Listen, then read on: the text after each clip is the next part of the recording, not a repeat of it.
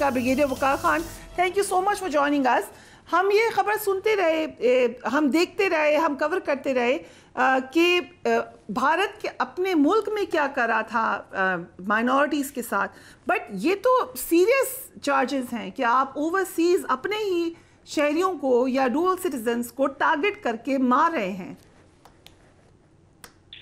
I think ये बड़ी significant development, specially Hardeep Singh Nijjar के मर्डर के बाद जो कनाडा में हुआ और जिसको हाईएस्ट लेवल पे उठाया गया। तो आपको याद होगा G20 में मोदी साहब अपनी 56 इंच चेस्ट चौड़ी करके बढ़ के मार रहे थे। उसके फौरन बाद UNGA का सेशन था और उसमें बड़ी जगहंसाई हुई। फिर एक और यूके में इन्होंने मर्डर किया अवतार सिंह खंडा का। बेसिकली खालिस्तान की जो तहरीक है अभी जड़ पकड़ रही है दोबारा इंडियन पंजाब पे, और बट इंडियन जो सिख डायस्पोरा में बहुत ज्यादा पॉपुलैरिटी। और ये जो टारगेट थे, जो रिपोर्ट आपने आई थिंक अभी डिटेल में डिस्कस की, ये गुरपतवंत सिंह पन्नू है जो सिख जस्टिस जो है उस तंजीम के चेयरमैन भी हैं और लॉयर हैं, खुद बहुत बड़े लॉयर हैं और ये नॉर्थ अमेरिका से ऑपरेट करते हैं। तो मेनली अभी इनको बड़ी तकलीफ थी कि डायस्पोरा में खालिस्तान रेफरेंडम बहुत जोर पकड़ रहा है और उसमें इनकी जगहंसाई भी हो रही थी और खतरा है कि शायद इंडियन पंजाब या बगावत पे आ जाए। तो ये तो इसका बैकग्राउंड हो गया। अभी आई थिंक इसमें ज्यादा जो चीज है वो मॉडस ऑपरेंडी देखने का है कि रिसर्च एनालिसिस विंग और NIA दो इंडिया की एजेंसियां हैं जो बेसिकली ये डेथ स्क्वाड्स और इनके order directly I think right from prime minister travel करते हैं दोवल साहब को और फिर ये नीचे जो है परमिएट करता है ऑर्डर। तो उस पर थोड़ा सा मैं एक रोशनी में डालूंगा और then I will come to the point कि किस तरह अभी स्टेट जो है फुल्ली इन्वॉल्व है in sending death squads like in Canada and US and UK and then espionage activity दो ममालिक के साथ जिनसे बिलियंस ऑफ डॉलर का ये फायदा उठाते हैं, जिसमें लाखों इंडियन जॉब्स करते हैं मिडिल ईस्ट में। वहाँ कतर के साथ इन्होंने क्या किया था, एस्पायनाज है, सबवर्जन है, मेरे ख्याल सैबोटाज भी करते हैं। पाकिस्तान ये केस हमेशा लड़ा, कुलभूषण का केस से पहले आप देख लें, श्रीलंका में सबूत हैं जब प्रभाकर मारा गया तमिल टाइगर्स का, तो वहाँ एक कर्नल साहब थे रॉ के जो ऑपरेट कर रहे थे, सारी गाइडेंस कर रहे थे, लेकिन साउथ एशियंस की नहीं सुनी गई। अभी आई थिंक जब वेस्ट की दुम पे पाँव आया तो अभी आई थिंक चीजें बाहर आना शुरू हुई हैं। किस हद तक, अगर मुझे इजाजत दीजिए, माइकल कुगलमैन आप जानते होंगे वो काफ़ी नज़र रखते हैं साउथ एशियन मामलात पर, उन्होंने इसका काफ़ी डिटेल्ड एनालिसिस किया है, पर उन्होंने ये भी कहा है कि मुझे नहीं लगता कि कोई बहुत ज़्यादा फ़र्क पड़ेगा अमेरिका और भारत के ताल्लुकात पे, क्योंकि ये बहुत पुराने ताल्लुकात हैं, बड़े डीप रूटेड हैं। लेकिन हमने देखा इससे पहले कनाडा ने भी आवाज़ उठाई, अब अमेरिका की तरफ से भी उनको कॉशन किया गया है, कहा है आइंदा ऐसा ना करें, कि क्या इम्प्लीकेशंस होंगी। आई थिंक इसको बिल्कुल डाउन प्ले भी नहीं कर सकते ही, क्योंकि वो खुद अमेरिकन है और वो समझते हैं।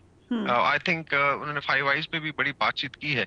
मेरे ख्याल में पहले जो था वेस्ट जो स्पेशली यूके में जब अवतार सिंह खंडा का मर्डर हुआ तो यूके गवर्नमेंट, चूंकि उधर ऋषि सुनक साहब खुद बैठे हुए हैं, उन्होंने खामोशी था, पब्लिकली ये बात नहीं होती। So this is the change कि कनाडा में Canadian prime minister from the floor of their parliament बात कर रहे हैं, UNGA की वहाँ पे जहाँ भी मुलाकातें वहाँ पे मोदी को पब्लिकली, ये इंडिया के साथ पहले कभी नहीं हुआ था, because they took it for granted जी कि हमारी इतनी इंपॉर्टेंस है बिकॉज ऑफ इंडो पैसिफिक और G20 एंड ऑल दैट, और शायद वेस्ट हमारे बगैर नहीं रह सकता। लेकिन I think now they have realise कि अगर देखें इनके शहरियों को अभी जिस तरह गुरपतवंत सिंह पन्नू है या हरदीप सिंह निज्जर, ये they are citizens of Canada and US, तो उनके लिए भी आई थिंक गवर्नमेंट्स के लिए बर्दाश्त करना because the rule of law है कि किस तरीके से लोग आए और उसके अंदर फिर गवर्नमेंट की स्पॉन्सरशिप। अभी मैं थोड़ा सा टाइम लूंगा कि अगर आप देखें 3 डिपार्टमेंट्स अभी इन्वॉल्व हुए थे भारत के। अगर कनाडा की एम्बेसी से रॉ के एजेंट्स कर रहे थे तो उसमें दोवल साहब आ गए, and then come the ministry of external affairs जो जयशंकर साहब सारी दुनिया को लेक्चर देते हैं। तो इसका मतलब है कि 2 गवर्नमेंट डिपार्टमेंट साथ है, अगर 2 सीनियर मिनिस्टर इन्वॉल्व हैं तो ऊपर जो है मोदी साहब बैठे हैं, तो इसमें डायरेक्टली वहां से कमांड आ रही है। फिर आ जाते हैं कि मिलिट्री इन्वॉल्व होगी, बिकॉज कतर में जिस तरह इनके 8 एक्स नेवल ऑफिसर्स को फांसी की सजा अनाउंस की गई, सो इट मींस कि मिलिट्री भी इन्वॉल्व। सो 3 बड़े department, ministry of external affairs, NSA office and then comes the military, या कह लें उनकी जो भी मिलिट्री कमांड है, मिनिस्ट्री ऑफ डिफेंस इन्वॉल्व हुई थी। अगर ये खुरा पीछे चलता है जिस तरह आई थिंक अभी America is going to do it, because ये जो निखिल गुप्ता है हो सकता है कि ये भी उसका कवर नेम, तो रॉ का जो है 4 से 5 लेयर में काम करती है। पीछे जहाँ CC1 की बात हो रही है वो डेस्क ऑफिसर होगा, जैसे वो दिल्ली से ऑपरेट करता है। आगे Nikhil Gupta is definitely raw का ही ऑपरेटर था, और फिर जाके इसने अपनी तरफ से डेफिनेटली डेथ स्क्वाड्स के लिए जो बंदे हायर किए, नॉट रियलाइजिंग कि ये उनका जो डिपार्टमेंट है बेसिकली ड्रग एनफोर्समेंट एडमिनिस्ट्रेशन, वो चूंकि डील करते हैं, तो इस तरीके से उन्होंने कवर में आगे कर दी, बिकॉज दे न्यू इट कि हरदीप सिंह निज्जर के साथ शायद ये को ट्रैक कर रहे हो। ब्रिगेडियर वकार, इसमें जो एक और बात भी कही गई है उसमें कहा है कि हम ऐसे ऑपरेशंस करते रहते हैं, एंड कंसिडरिंग कि अमेरिका को ज़ाहिर टिप ऑफ था तभी उन्होंने ये अंडरकवर ऑपरेशन किया, सो इट मींस कि ये इससे लार्जर स्केल पे इस किस्म के ऑपरेशंस या प्लान होते रहे हैं या अभी भी हो रहे हैं, एंड वी कैन बिलीव कि इससे आगाह है यूनाइटेड स्टेट्स की अथॉरिटीज़ भी और कैनेडियन अथॉरिटीज़ भी। Is that true? जी, आई थिंक इसमें स्पेशली अगर फाइव आइज की कोऑर्डिनेशन देखें, फाइव आइज बेसिकली जो एंग्लोफोन कंट्रीज हैं, let's say Canada, US, then you have UK, Australia और न्यूजीलैंड, बेसिकली इंग्लिश स्पीकिंग जो वेस्ट है। सो इनकी 1947 से बेसिकली सिग्नल इंटेलिजेंस पे बेस थी और later on it became a very I would say connected. वो इसके अंदर फिर तमाम इंटेलिजेंस एजेंसियां लाइक अमेरिका की मेरे ख्याल कोई 28 एजेंसियां हैं, फाइव आइज को वो सपोर्ट करती हैं। तो उस लिहाज से जितना भी सबूत इकट्ठा किया, I think it is alarming for everybody. Australia में भी आवाज आई, साफ ज़ाहिर भी इंडियन डायस्पोरा तो बाहर है, हर एक के अपने अपने ख्यालात हैं। कनाडा का जी, क्या खालिस्तान की आप बात करें, यहाँ तो कनाडा के अगेंस्ट रेफरेंडम हुआ है to bisect it into francophone and anglophone. तो हम तो यहाँ इजाजत देते हैं, फ्रीडम ऑफ एक्सप्रेशन, तो how can you basically start sending that death squad? तो आई थिंक अभी ये चेक इस पे लगेगा, बिकॉज अभी आप देखें कि 4 मुल्कों से जो बड़े क्लोज रहे हैं भारत के, उन पे बड़ा क्लेम था, यूएस, कनाडा, यूके और फिर कतर। यहाँ से अगर पब्लिकली आवाज आई है तो I think it's going to put lot of pressure.